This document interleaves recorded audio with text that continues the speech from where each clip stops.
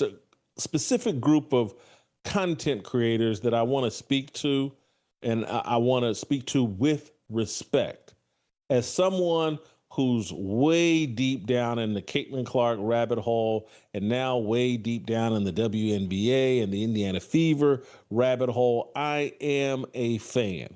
It's at this point, Indiana Fever might be my favorite team in all of sports, and I know I'm getting killed for that. People send me text message, or not text messages, but they reach out to me over Twitter with posts, constantly complaining about, man, we've lost Whitlock to the WNBA, and yes, you have.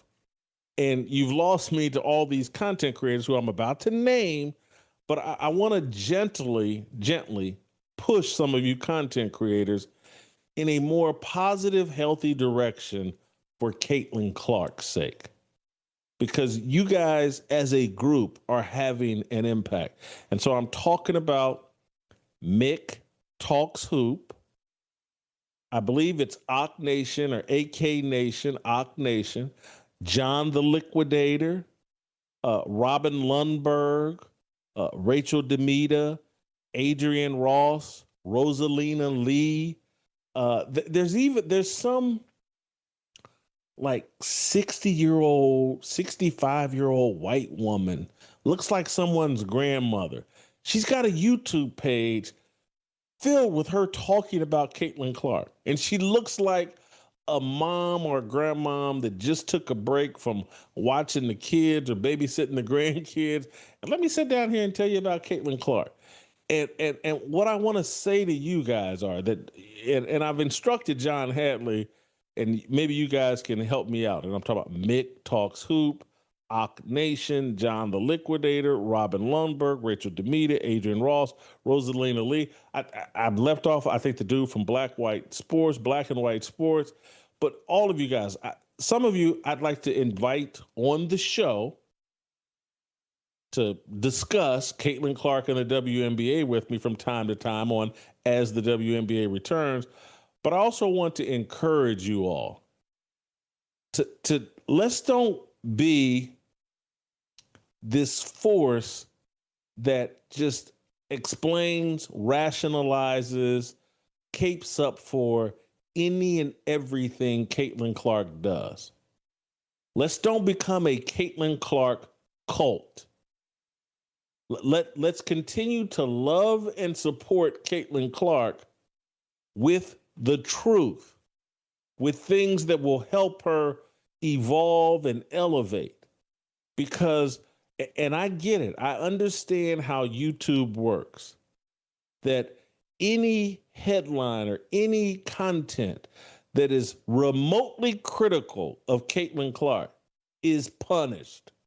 You'll lose subscribers. You'll lose views. And so you're baited into being very supportive of Caitlin Clark while being hypercritical of Stephanie White, the head coach, Kelsey Mitchell, the best scorer on the team. And yes, I said that. She's the best scorer on that Indiana Fever team. That's not a shot. She's not the best player. But Kelsey Mitchell is the best scorer on that Indiana Fever team, particularly the way that she is defended as opposed to Caitlin Clark. And they play two different positions. Kelsey Mitchell's playing the shooting guard.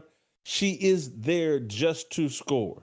Caitlin Clark has, when she comes back, has more responsibility. She plays point guard. She brings the ball up court. She distributes the ball to all the other players. She initiates the offense. So Kelsey Mitchell is the best scorer, and this could be a magical combination. This could be the WNBA's version of Steph and Clay. It could, to me, it's more Isaiah and Joe Dumars. This is championship caliber stuff between Kelsey Mitchell and Caitlin Clark. But I'm afraid there's so much noise being created by YouTube content creators that are constantly sending out the message that, oh, Stephanie White's an idiot. Kelsey Mitchell doesn't pass the ball. The black players on the team can't stand Caitlin Clark. You got to cut it out. And there's tiny kernels of truth in what you're saying. But the reality is, we have seen enough over the last 2 years, because this streak that Kelsey Mitchell's on right now as a scorer, she's the leading scoring guard in the WNBA, averaging 20.2 points this year. She did this the entire second half of last year as well. There was a point during the second half of last year where I posted, stated, talked about on this show, like, hey, man, the second half of the season, Kelsey Mitchell's been every bit as valuable as Caitlin Clark. And that's a mouthful. Caitlin Clark is the best player on the Indiana Fever team and has a chance to be the best player in WNBA history. But she's got to play a proper role that allows them to win. I saw something the other day from Ock Nation, or I think it was yesterday, AK Nation or Ock Nation. Well-intended guy. All of you guys are well-intended. I love you. I love your content. I want to engage with you on my show. I'm willing to come on your show. But everything that Caitlin Clark does isn't right. Caitlin Clark is struggling to play with other great players. And Kelsey Mitchell is a great player. Aaliyah Boston is a great player. Because of where Caitlin Clark played in college, Iowa, and not South Carolina or UConn or even Stanford, where she would be surrounded with other great players. She might be the best, but she's surrounded by other great players who can get a bucket. She's struggling to figure that out in the WNBA, that she doesn't have to dominate the ball, jack up three-pointers from 32 feet, 5, 6, 7, 8 seconds into the shot clock. Caitlin Clark at 12, 13, 14 shots per game, while averaging 10, 11, 12 assists per game, moving without the basketball. Here's where Caitlin Clark and where the Indiana Fever, just quite frankly, this is an indisputable fact. They move the ball better when Caitlin Clark isn't on the court. Is Caitlin Clark the best distributor, passer in the league? Yes, she is. But she does it all herself. The ball has to be in her hands for her to create.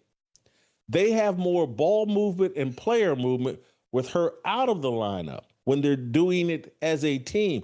And her dynamic passing has now inspired Aaliyah Boston to be a great passer. Kelsey Mitch, all of these players, Lexi Hall, these girls or women are into passing the ball.